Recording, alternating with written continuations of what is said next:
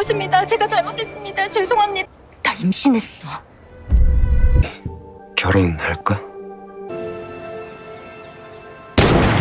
Kali ini Mina akan membahas drama Korea yang berjudul Marry My Husband episode 10. Tanpa berlama lagi, mari kita review. Min Hwan kini penuh dengan amarah. Ia mendatangi rumah Kang Ji-won, menggedor-gedor pintu rumahnya sambil berteriak histeris. Namun, bukanlah Kang Ji-won yang keluar, melainkan seorang pria berotot besar. Nyali Min Hwan pun seketika ciut. Di rumah, Min Hwan juga dimarahi ibunya habis-habisan. Bisa-bisanya Min Hwan membawa seorang wanita begajulan seperti itu. Kang Ji-won ternyata memutuskan untuk pindah rumah. Rumah barunya terletak di atas rumah Yoo Ji-hyuk. Dan pindahan itu pun dibantu oleh calon adik ipar, yaitu Haeyeon. Haeyeon lalu membututi ke rumah kakaknya karena ia curiga. Tadi dia telah melihat adegan tak biasa dari Ji-hyuk dan Ji-won yang saling tersenyum manis. Namun Ji-hyuk malah marah-marah dan begitu kasar hingga membanting pintu. Ia lalu memperjelas jika batalnya pertunangan dengan Yura tak ada hubungannya dengan Kang Ji-won. Ji-won hanyalah seorang wanita yang baik.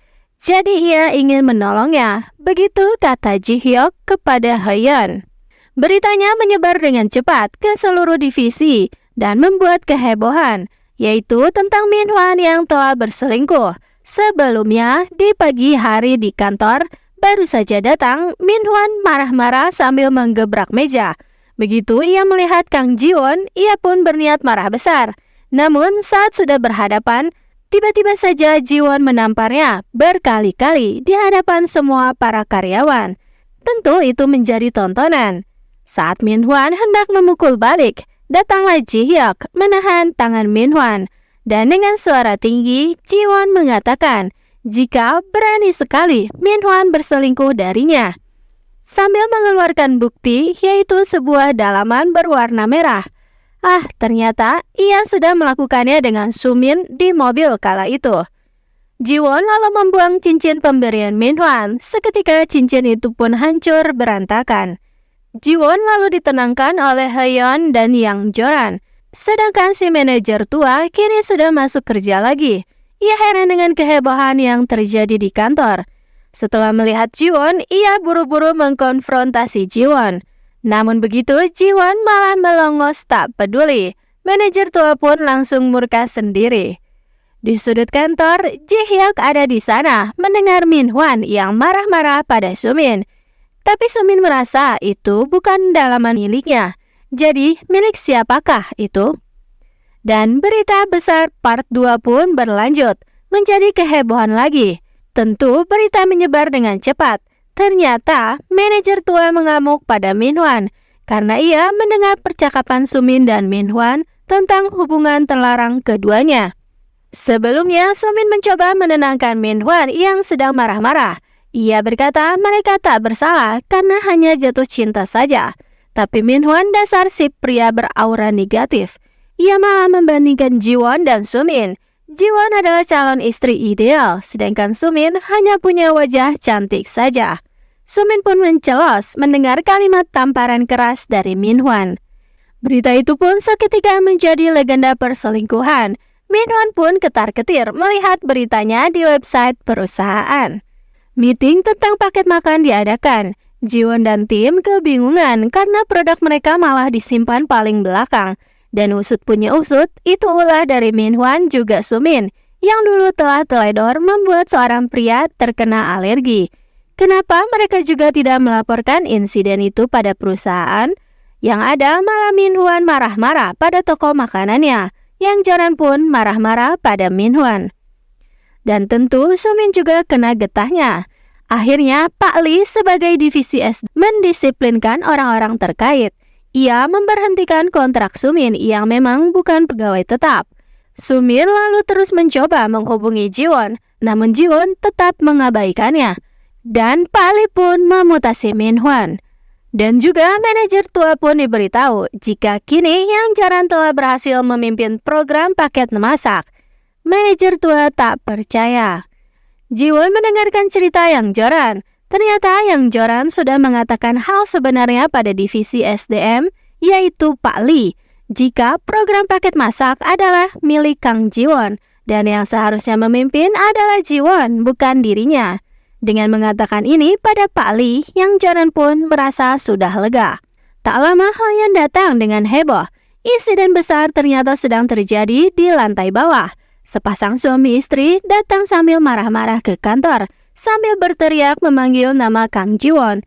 Ternyata ada sebuah unggahan surat tulisan tangan Ji-won yang menghina alergi dari pasangan itu. Sumin ternyata sudah memfitnah Kang Ji-won dengan menggugah sebuah surat. Dan Sumin juga telah menjiplak tulisan tangan Ji-won. Dan berakhir Kang Ji-won lah yang kena batunya. Ia dimaki dan ditampar oleh korban. Namun Ji-won tak gentar. Dengan teriakan kencang, ia menghampiri dan menyeret Sumin ke tengah medan perang. Diperlihatkanlah bukti dari ponsel milik Sumin yang memang Sumin telah membuat akun media sosial atas nama Ji-won. Sungguh fitnah yang sangat kejam. Semua pun tercelos dengan perbuatan Sumin itu. Sungguh teman yang jahat. Sumin kini berada di ujung tanduk. Ia meminta maaf berlutut pada korban, juga minta maaf pada Ji-won. Sumin mengungkapkan jika dirinya sedang hamil, yang membuat Park Min-hwan seketika lemas terjatuh ke lantai. Manajer tua pun kini ikut-ikutan lemas. Min-hwan stres berat, kini hidupnya sudah hancur, ia pun mabuk-mabukan, ditambah kini utangnya menumpuk. Namun tiba-tiba saja ia diringkus oleh beberapa pria. Min-hwan ketakutan berat, ia sedang disandra. Namun ternyata itu hanya untuk menakuti Min-hwan saja. Pria-pria itu adalah teman dari Ji-hyuk. Tapi Min-hwan menyangka jika para pria itu adalah rentenir yang sedang menagih utang padanya. Min-hwan lalu memutar otak untuk mendapatkan uang. Ia mendatangi Sumin. Terkejut melihat Sumin yang meringkuk di pojokan. Min-hwan lalu mencoba mengambil hati Sumin lagi. Sumin melau karena Ji-won kini tak peduli lagi padanya. Min-hwan pun berkata, tentu saja Ji-won marah dan ia juga adalah seorang pendendam. Jadi tentu saja sekarang Ji-won pasti sedang sakit hati karena ia begitu menyukai Min-hwan, juga Ji-won sebenarnya adalah rapuh. Sungguh geer si Min-hwan ini. Namun Sumin masih tak percaya. Ji-won kok tega mengabaikannya ketika ia disakiti orang lain seperti itu. Dan akhirnya dengan situasi terdesak itu, Min-hwan mengajak Sumin untuk menikah. Toh ia sedang hamil anaknya. Dan Min-hwan juga mendatangi ibunya, meminta uang pernikahan diberikan sekarang juga. Tentu ia langsung mendapatkan bogem mentah dari ibunya yang sedang murka. Tentu saja perkiraan Min-hwan salah. Ji-won tak benar-benar sakit hati.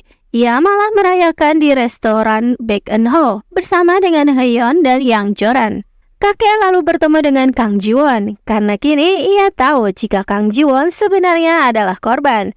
Setelah Pak Lee sebagai divisi SDM memberikan laporannya pada kakek. Namun hal itu membuat Ji-hyuk resah. Ji-won pun mencoba menenangkannya jika kakek dan dirinya tak banyak berbicara. Setelah itu keduanya pun berlatih tembak bersama. Di hari Natal, Hyeon berhasil menjodohkan Ji-won dan Eun-ho sambil bercerita pada Ji-hyuk kakaknya.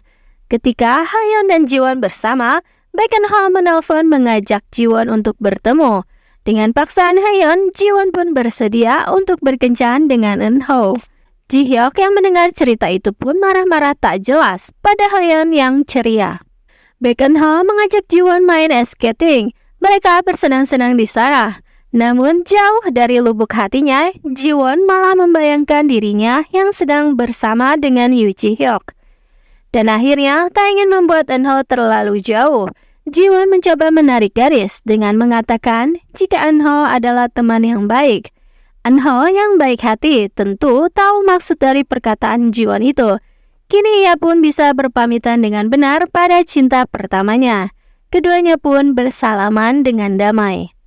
Kejadian itu ternyata didengar oleh Ji-hyuk. Terlihat Ji-hyuk kena flu karena di Natal yang dingin itu, tadi siang ia malah makan banyak es krim untuk mendinginkan hatinya. Ji-won lalu mengajak bicara pada Ji-hyuk. Ia ingin jujur padanya. Jika selama bersama dengan Baek Eun-ho, Jiwon malah melihat Ji-hyuk ada di hadapannya. Dan dengan perasaan yang sudah tak terbendung satu sama lain lagi, keduanya pun berakhir dengan selepetan. Dan episode 10 pun berakhir di situ.